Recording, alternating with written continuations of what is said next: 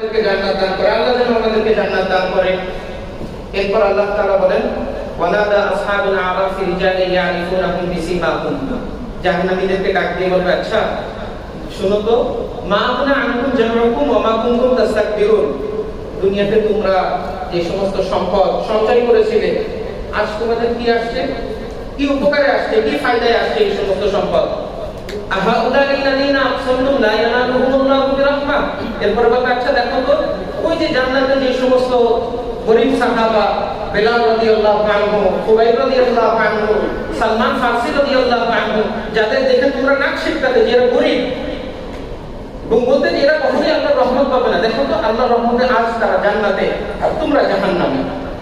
আল্লাহ রাব্বুল আলামিন বলেন, এই কথা বলার পরে আল্লাহ তাআলা ওই সমস্ত আরববাসীদেরকে বলবেন, আজকে তোমরাও জান্নাতে চলে যাও। হাদিস শরীফের ভিতর আসছে রাসূলুল্লাহ সাল্লাল্লাহু আলাইহি ওয়াসাল্লাম বলেন, আল্লাহ তাআলা ইরশাদ করেন, রহমতি সাবাকাত গাদাবি, আমার রহমত আমার রাগের থেকে অনেক আগে আগে চলতে থাকে। আল্লাহর রহমত অনেক বেশি, আল্লাহর রাগ অনেক কম, রহমত বেশি।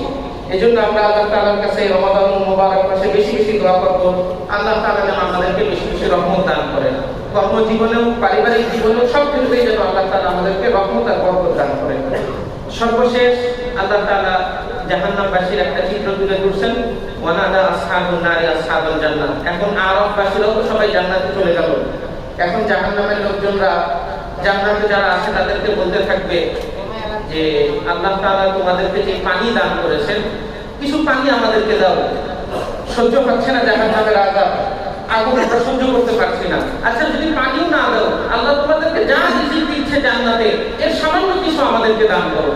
তখন জান্নাতবাসী বলবে, ইন্নাল্লাহা হারামাহুম আলাল কাফিরিন, যে এত কিছু চাচ্ছ, এই জান্নাতের সমস্ত নিয়ামত আল্লাহ তাআলা জাহান্নামবাসীদের উপর হারাম করে রেখেছে, এগুলো আজ তোমাদের জন্য বৈধ না। আমরা দোয়া করি আল্লাহ রাব্বুল আলামিন যেন আমাদের সকলকেই জান্নাতবাসী হিসেবে কবুল আর মঞ্জুর করে নেন। আজকে এরপরে তারাবিহের পঞ্চম রাকাতে আমরা নবী হুদ আলাইহিস সালামের আলোচনা পাবো, 6 নম্বর রাকাতে নবী সালেহ আলাইহিস সালামের আলোচনা, 7 নম্বর এবং 8 নম্বর রাকাতে দুইজন নবী লূত আলাইহিস সালাম এবং নবী শুআইব আলাইহিস সালামের আলোচনা পাবো। 9 নম্বর রাকাত থেকে নিয়ে 15 নম্বর রাকাত পর্যন্ত একটানা এখানে আমরা নবী মুসা আলাইহিস সালামের আলোচনা পাবো। 17 নম্বর রাকাতে কোরআনুল কারীমের প্রথম তেলাওয়াতের সাজদা যেটা আছে, আজকে 17 নম্বর রাকাতে আমরা সেটা পাবো ইনশাআল্লাহ। এরপরে 19 নম্বর রাকাতের শেষে আল্লাহ তাআলা বড় সুসংবাদ দিয়েছেন, ওমা কানা আল্লাহু লিয়ুআযিবাহুম ওয়া আনতা ফীহিম, নবী আপনি যতদিন আপনার উম্মতের মাঝে থাকবেন ততদিন আল্লাহ রাব্বুল আলামিন আপনার উম্মতকে